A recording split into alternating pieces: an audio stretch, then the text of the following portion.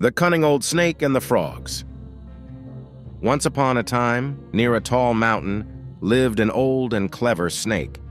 But he was so old that he couldn't catch his favorite food, frogs. His tummy rumbled with hunger, and he felt weak. "I need a plan," he thought, as a sneaky idea popped into his head.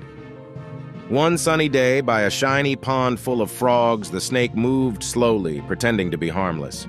The frogs were scared at first and stayed away. But soon they got curious and hopped closer, wondering why the snake wasn't chasing them. A brave little frog hopped forward and asked, "Mr. Snake, why aren't you hunting us like you usually do?" The snake let out a big sigh and said, "Oh, dear frogs, a wise man cursed me. Now I can't hurt any frogs. I can only help you and live on whatever you give me." The frogs were confused, but found the story very interesting. The news quickly reached the Frog King, who rushed to the pond with his ministers. He found the snake lying still and looking sad. "I mean no harm," the snake promised, bowing a little. The Frog King's fear turned into excitement.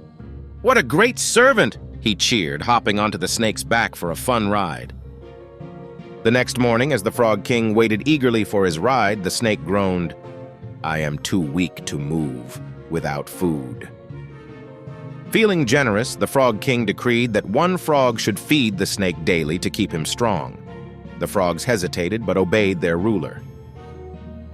Day by day, the snake ate more and more frogs, getting stronger and faster. Meanwhile, the frog community got smaller and smaller. The Frog King, enjoying his rides, didn't notice the danger right under his nose. One day, a mighty black snake appeared. He frowned at the old snake and the frogs on his back. The old snake smirked and replied, "Their foolishness has given me lots of tasty snacks." The old snake's greed showed no bounds. He eventually devoured the largest frogs, the Frog King's ministers, and finally, the Frog King himself. Left alone, the cunning snake slithered away, leaving the once bustling pond very silent.